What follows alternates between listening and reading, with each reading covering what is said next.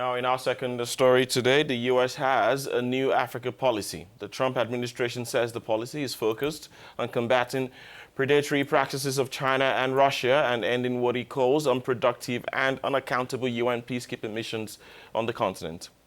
Unveiling the new African policy, National Security Advisor John Bolton said that the interests of the United States would now be paramount and that the new American strategy on the continent would target trade and threat posed by terrorist groups such as Islamic Group and Al-Qaeda.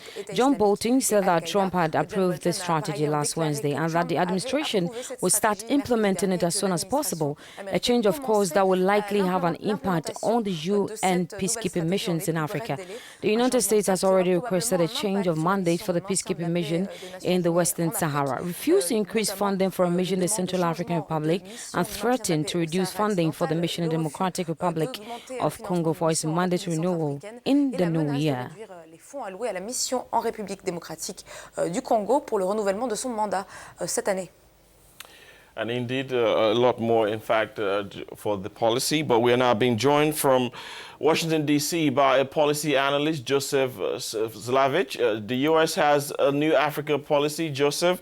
A number of things shared by the U.S. National Security Advisor, John Bolton. But let me bring you to one of those things. Mr. Bolton claimed China was taking over Zambia's national power and utility company. How would you react to this? I think there are definitely concerns in terms of the amount of money that China is loaning to Africa. As you know, the Chinese have made a substantial investment in Zambia. If you go to Zambia, you can see their presence clearly.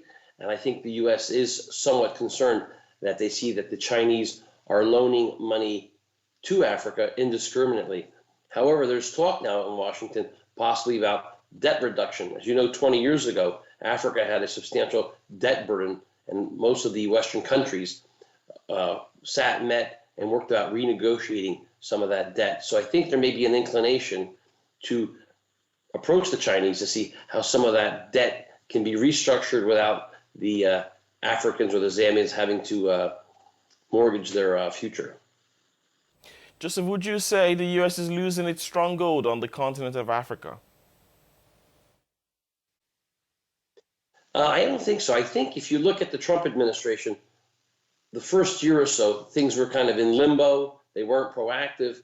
But now that you have an Assistant Secretary of State, Tibor Nagy, you have the National Security staffed, you've got Ambassador Bolton, I think there's a proactive engagement. If you look at the administration about a month ago, a special envoy was added for the Great Lakes. So I think you're going to see much more engagement by the Trump administration. It'll be focused on security, trade, and investment versus previous administrations that put human rights first and foremost. I think human rights will be important, but I think trade and security will be the benchmark moving forward. So you would think that the U.S. at this time can effectively counter China and Russia's economic and political influence on the continent? I think if the U.S. is able to work in a public-private partnership with U.S. companies, the U.S. can compete very easily against China in Africa.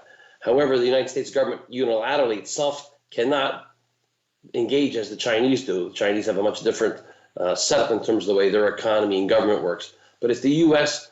does collaborate with the private sector and brings financing mechanisms, I think the U.S. can offer a very attractive package in terms of investment. However, I will say at the moment, the Chinese do have the edge at the moment.